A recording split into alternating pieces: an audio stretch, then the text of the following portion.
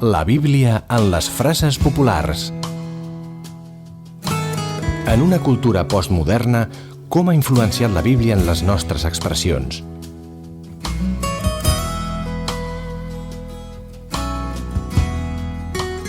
Benvinguts una altra vegada aquí en aquest programa que tracta d'esbrinar d'on venen les frases que fem servir moltes vegades en el llenguatge col·loquial i algunes d'elles venen de la Bíblia, que és el llibre base per la nostra cultura judeocristiana. Així que estem amb el pastor Daniel Moreno. Què tal, pastor? Benvingut. Doncs amb molt de gust, aquí estem de nou en un nou programa.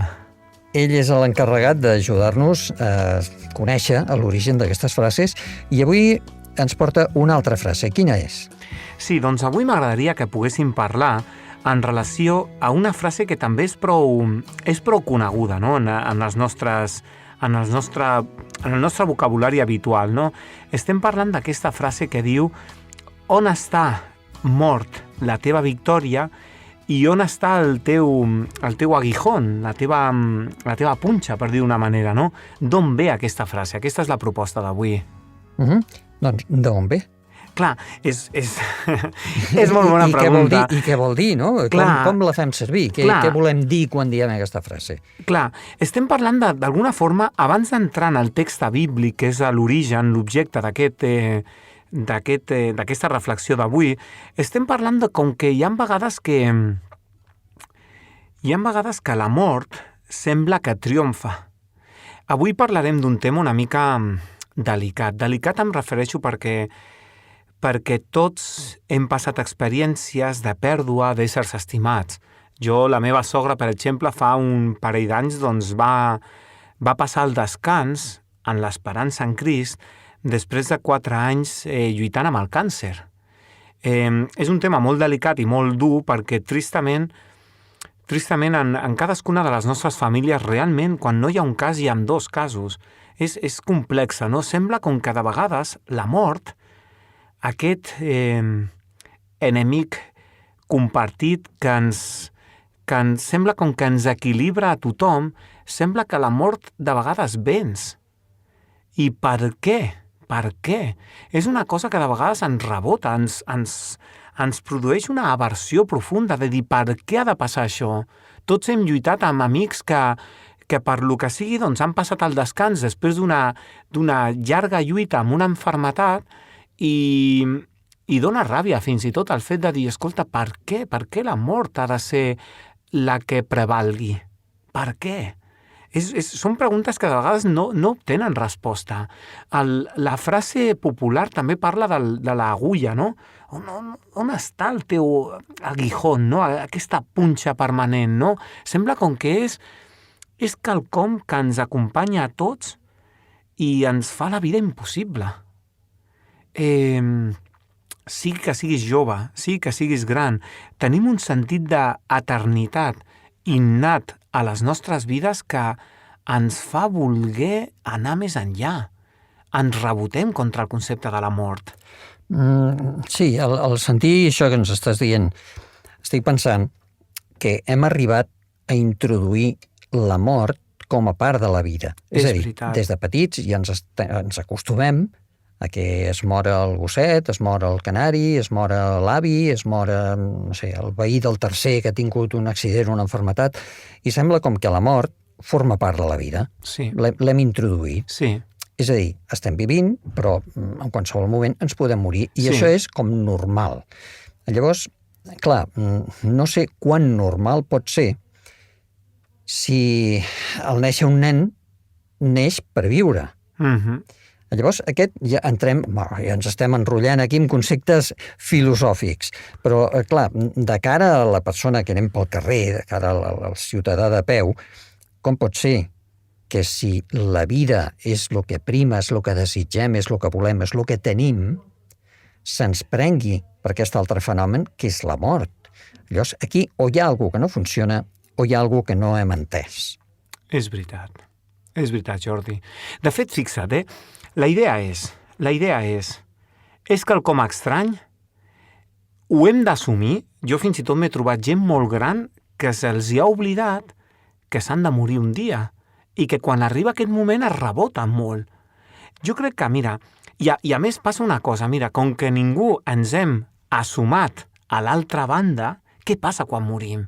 Què passarà amb nosaltres? I a més, hi ha teories alternatives en aquest sentit. Jo crec que aquí la clau està en dir, a veure, què diu el Senyor? Quina és la seva proposta de vida?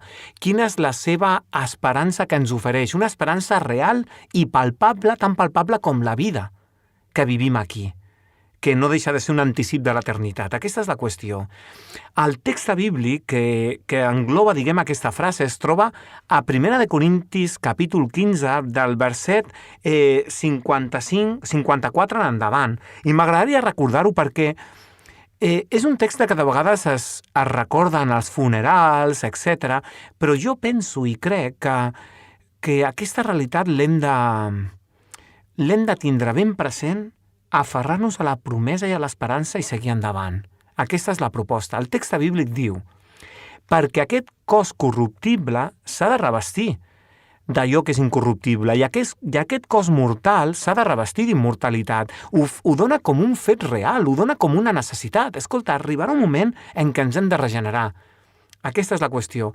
I segueix dient el verset 54, quan aquest cos corruptible s'hagi vestit d'allò que és incorruptible i aquest cos mortal s'hagi revestit d'immortalitat, llavors es complirà allò que diu l'Escriptura. Està parlant Pau en Corintis i fa referència a un text d'Osees i un text d'Isaïes. És a dir, l'Antic Testament ja havia parlat d'aquesta esperança i està dient clarament: la victòria ha engolit la mort.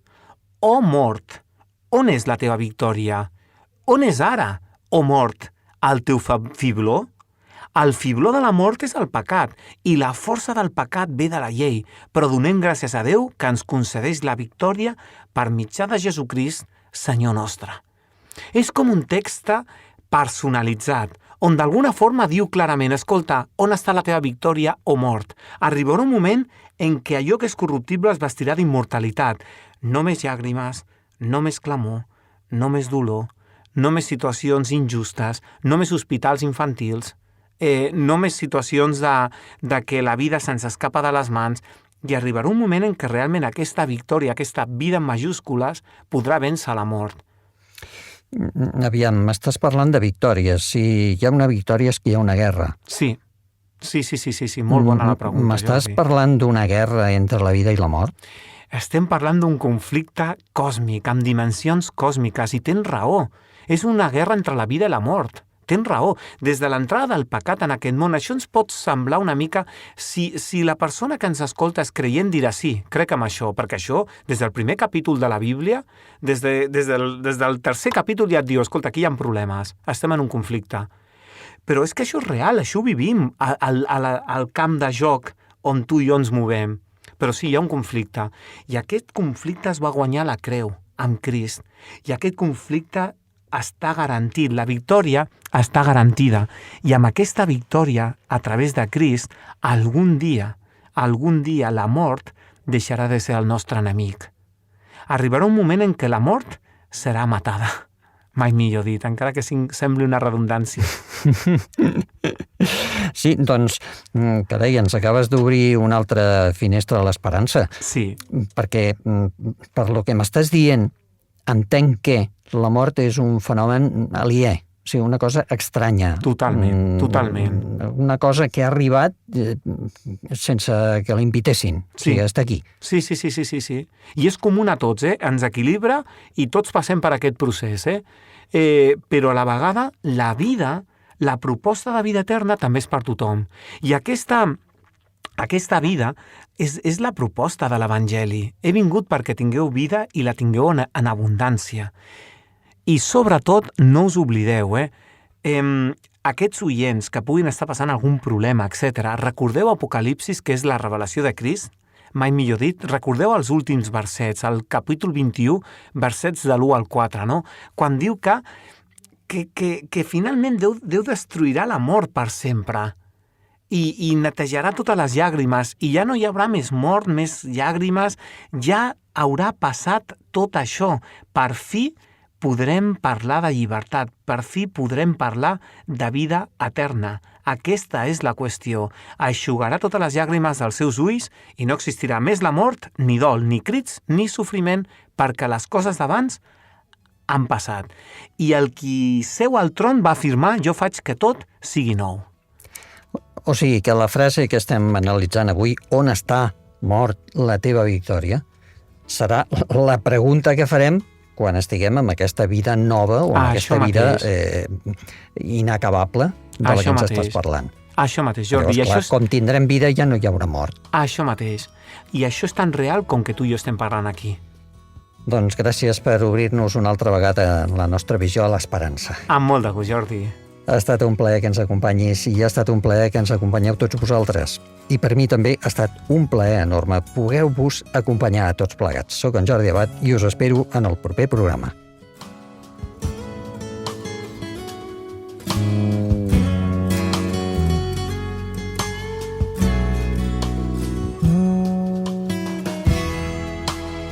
En el proper programa seguirem fent noves i animadores descobertes bíbliques relacionades amb la nostra parla diària.